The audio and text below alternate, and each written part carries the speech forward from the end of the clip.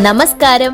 Canadian താളുകളിലെ സായാഹ്ന വിശേഷങ്ങളിലേക്ക് എല്ലാ കനേഡിയൻ മലയാളികൾക്കും സ്വാഗതം.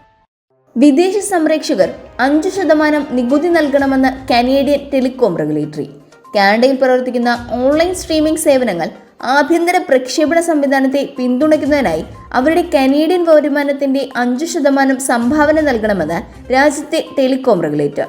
പ്രാദേശികവും തദ്ദേശീയവുമായ പ്രക്ഷേപണത്തിനുള്ള ധനസഹായം വർദ്ധിപ്പിക്കുന്നതിന് ഈ പണം ഉപയോഗിക്കുമെന്ന് Canadian radio, television and telecommunications commission അറിയിച്ചു. 2024-2025 പ്രക്ഷേപണ വർഷത്തിൽ ആരംഭിക്കുന്ന നടപടി വഴി പ്രതിവർഷം ഏകദേശം $200 മില്യൺ സമാഹരിക്കാൻ കഴിയുമെന്ന് പ്രതീക്ഷിക്കുന്നതായി CRTC അധികൃതർ അറിയിച്ചു.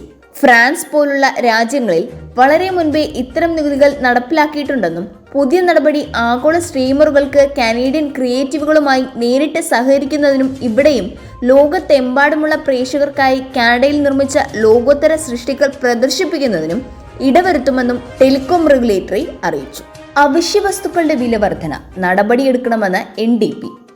ലിബറൽ സർക്കാരിന് വില നിയന്ത്രണം ഫലപ്രദമായി നടപ്പിലാക്കാൻ കഴിയുന്നില്ലെങ്കിൽ ഈടാക്കുന്ന വിലയുടെ പരിധി നിശ്ചയിക്കണമെന്ന് ന്യൂ ഡെമോക്രാറ്റുകൾ ആവശ്യപ്പെട്ടു.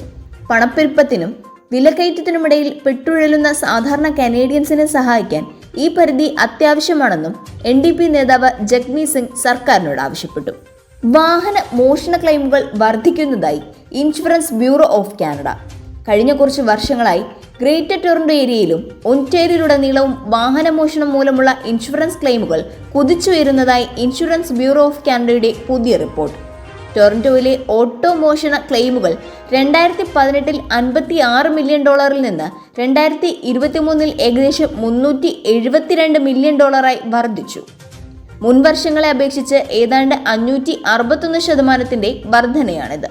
ഒന്റാരിയോയിൽ ഓട്ടോ മോഷണ ക്ലെയിമുകൾ $1 ബില്യൺ മുൻ വർഷങ്ങളെ അപേക്ഷിച്ച് 524% വർധനയാണിതെന്നും ICB ചൂണ്ടിക്കാട്ടി.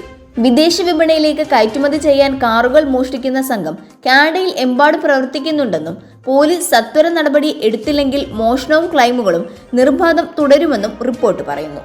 MP-മാരുടെ നടപടി അധാർമികവും ഞെട്ടിക്കുന്നതുമെന്ന് ഉപപ്രധാനമന്ത്രി ക്രിസ്റ്റിയ ഫ്രീലാൻഡ്.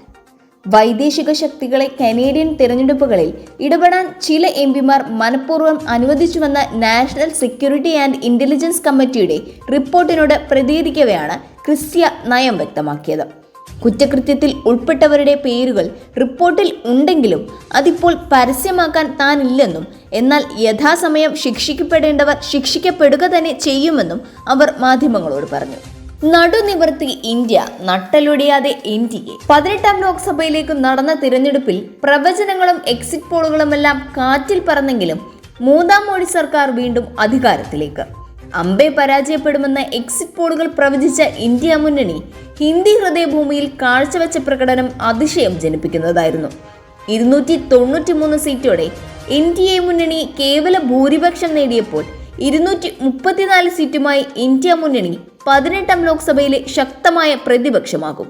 കുതിര കച്ചവടങ്ങളുടെ നാൾ വഴിയിൽ ആര് വാഴും ആര് വീഴും എന്നത് കാത്തിരുന്നു കാണുക തന്നെ.